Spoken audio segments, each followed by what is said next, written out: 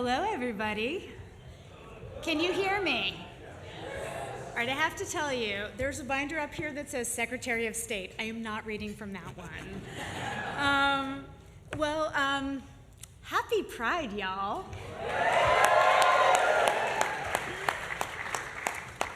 My name is Jessica Stern, and I'm the U.S. Special Envoy to advance the human rights of LGBTQI+ persons. And I am truly delighted to welcome you to the second annual State Department Pride reception of the Biden-Harris administration. I'm going to provide brief opening remarks, and then we have the great honor of hearing from Secretary Blinken. So let me start with the current moment. It is the second to last day of Pride Month. This is my third Pride event of the day. So I can say definitively that it has been thrilling and it has been exhausting in the best possible way. We've marched, we've carried the progress flag high, we've worn so many rainbows, and we've had glitter everywhere. And the truth is that at a reception like this one, it's easy to lull ourselves into feeling like we can take recognition of the humanity of LGBTQI+ persons for granted. After all, we're in the grandest room at the Department of State. We're surrounded by powerful government officials who care. The room is full of representatives of strong NGOs that fight for justice day in and day out.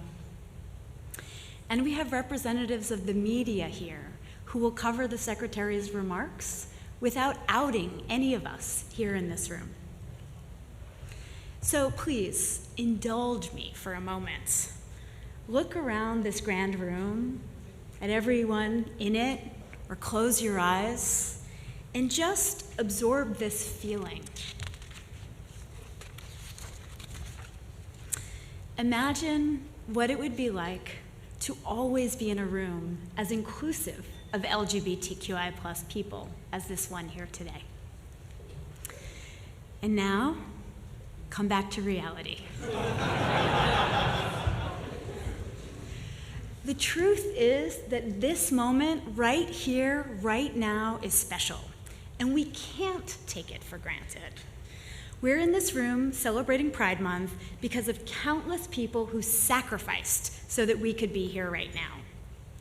And together, we gather to express gratitude for progress, to acknowledge that the project of equality is far from complete, and to renew our commitment to the safety, equality, and dignity of LGBTQI people everywhere. Am I right?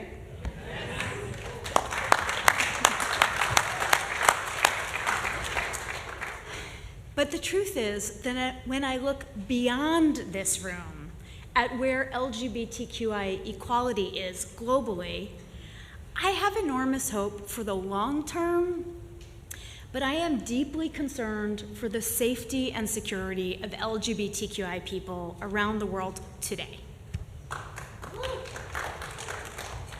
We have seen transformative progress, but the reaction to that progress has been increased scapegoating of LGBTQI+ persons and the rise of so-called anti-gender movements. Some are attacking the fragile progress that LGBTQI movements have achieved, and others are trying to prevent that progress from even starting. For example, new and proposed legislation around the world would punish homosexuality with death, require mandatory reporting of anyone suspected of being LGBTQI, ban legal gender recognition, criminalize LGBTQI organizations, and subject LGBTQI persons to conversion therapy practices. At the same time, some governments are fomenting baseless fears that LGBTQI persons are out to recruit and abuse children to such a fever pitch that even children's toys decorated with rainbows have been pulled from store shelves. Imagine a childhood without rainbows. These hate-fueled actions are unacceptable. LGBTQI+ persons deserve to live safely and be treated equally, everywhere, full stop.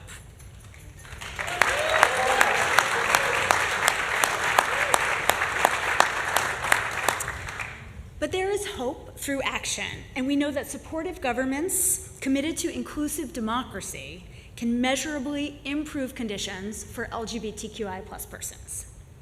So toward this end, I am pleased to launch the 2023 Interagency Fact Sheet on the implementation of the Presidential Memorandum on Advancing the Human Rights of LGBTQI+ persons around the world. My God!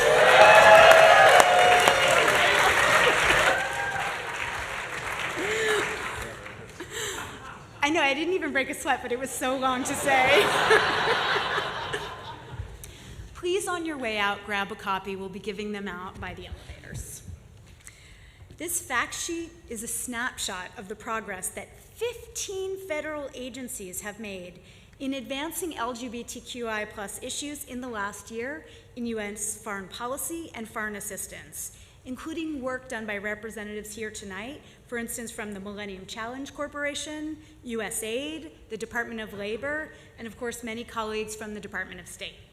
And that work has combined to support LGBTQI+ workers, refugees, and civil society organizations on the front line.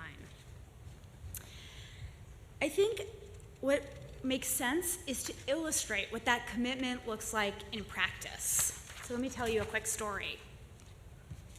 Just months ago, Secretary Blinken, I don't know if you know, I'm going to tell a story about you, was planning to meet with a counterpart whose country had begun debating whether to enhance criminal punishments of LGBTQI+ persons. And because of the gravity of the situation, the secretary invited me to join the meeting, where I sat directly to his right. We eventually came to the LGBTQI agenda item.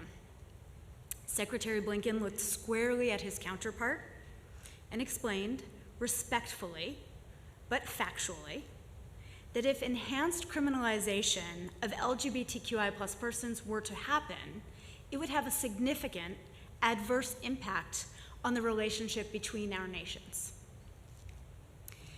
At the end of the meeting, a member of the other country's delegation approached me and conveyed that the US position was heard loudly and would be given serious consideration. Since then, that proposal has not advanced in any significant way.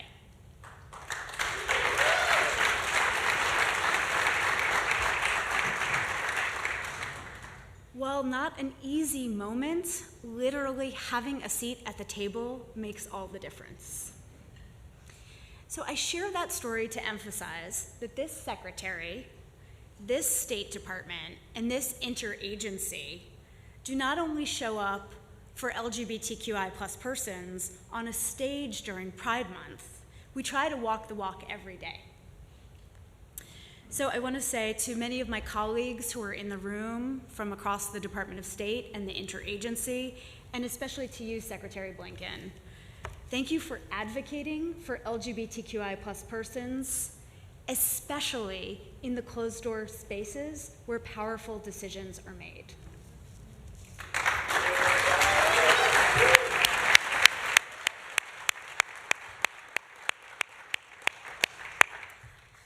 In closing, I want to acknowledge that while tomorrow marks the end of Pride Month, LGBTQI+ persons need protection and equality year-round.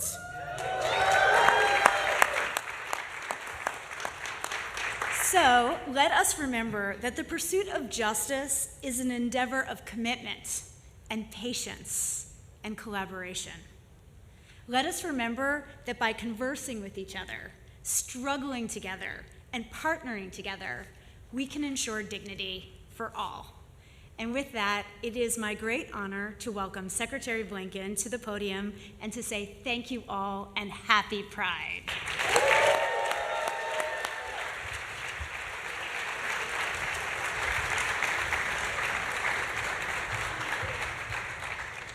Well, good evening, everyone. And first, happy Pride. So, I've learned a few things on this job over the last few years. Maybe one of the most important is never follow Jessica Stern to the podium. Jessica's just back from Geneva, representing the United States at the UN Human Rights Council. I want to be known as the person who unleashed Jessica on the world.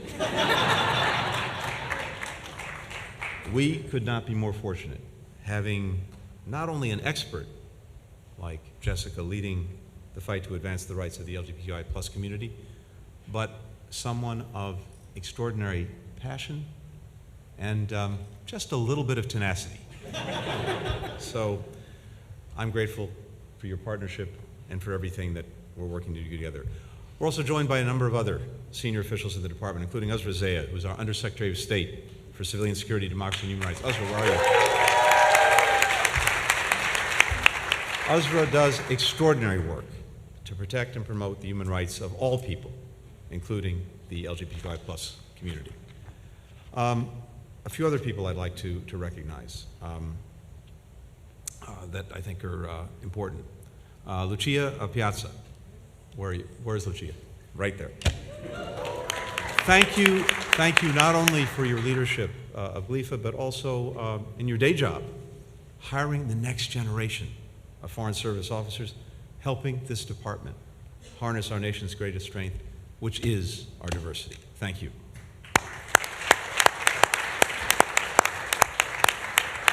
So, this evening and this entire month is all about embracing and elevating our LGBTQI+ friends, family, and colleagues. And that has been a priority for President Biden from day one of this administration, including, as you've heard Jessica talk about, through his historic executive order last year to advance LGBTQI+ equality. So we're here to reaffirm our commitment to America and to the world, where everyone is treated with dignity, and where all people, especially young people, are able to live freely and safely exactly as they are.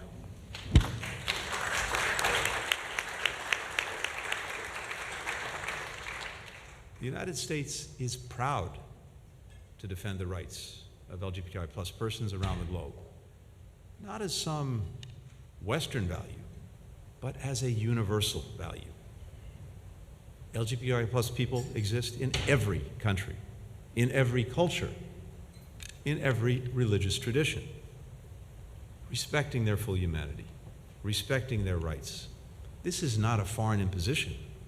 It's living up to the principle enshrined in the Universal Declaration of Human Rights that all people are born free and equal. Democracy and LGBTQI+ rights, these are inextricably linked together. We know that inclusive democracies are also stronger democracies. When every citizen is included, when every citizen is treated equally, societies as a whole are more secure, they're more stable. Democracies are healthier, economies do better. So this is in our national interest. It's why advancing the rights of LGBTQI+ people is a priority for every part of this department in every part of the world. Just in the past year, we've gotten more countries in the Middle East and South Asia to accredit our diplomats with same-sex partners so that they can serve overseas with their loved ones. This is day in, day out work. We're making progress every single day on this. From West Africa to the Baltics, openly gay ambassadors are skillfully promoting American interests and American values. And again, we're proud to partner with GLIFA as we work together to build an institution where everyone can bring their whole self to the office every single day.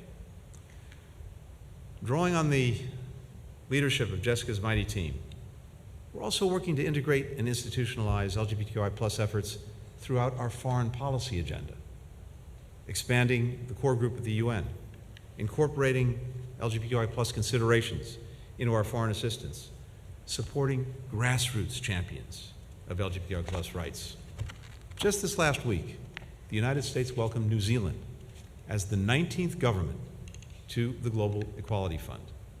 Together with the private sector, the Global Equality Fund has dedicated over $100 million to more than 100 countries, providing advocates training, giving them tools to prevent violence, to prevent discrimination. These and other efforts we've been making have produced real progress in the past year.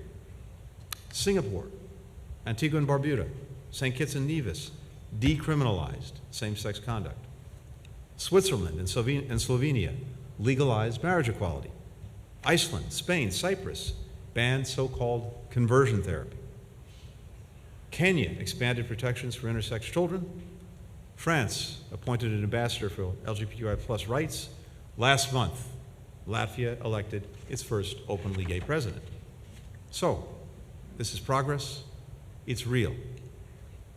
But for all our progress, we recognize the urgency of this moment. It's an urgent moment when LGBTQI+ individuals are being targeted simply because of who they are. It's an urgent moment when there are still too many places where LGBTQI+ people can't gather openly like this, where they fear being harassed, where they fear being denied a job, where they fear being turned out of their homes, even attacked. It's an urgent moment when in a third of the world's countries, just being with the person you love is considered a criminal offense. In almost a dozen, it is punishable by death. So, we feel the fierce urgency of now. Uganda's Discriminatory Anti-Homosexuality Act, in particular, has deeply alarmed everyone in this room and many of us. As President Biden has said, the dangers posed by this democratic backsliding are a threat to everyone residing in Uganda. The President made clear that this law will factor into Uganda's eligibility for the African Growth and Opportunity Act, and we will consider additional steps against anyone involved in serious human rights abuses. There are, alas, many other countries on the wrong side of history. And even at home, we know how much work remains to be done. But I'm also confident that we and you are up to the task of confronting this urgent moment. And by we, I mean everyone in this room.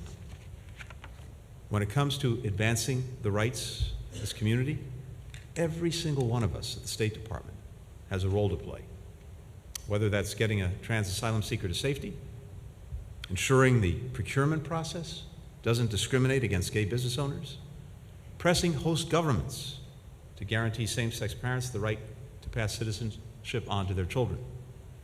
We all are determined to remain committed to this undertaking, day in and day out, bilaterally, multilaterally, across issues, across regions, across our entire government. And as we do this work, let's take inspiration from those who have long been on the front lines of the struggle.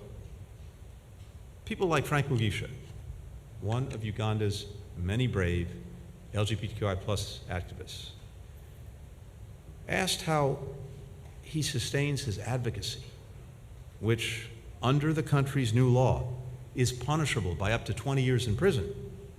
Here's what Frank said: "I guess I'm going to be in trouble a lot because I am not going to stop."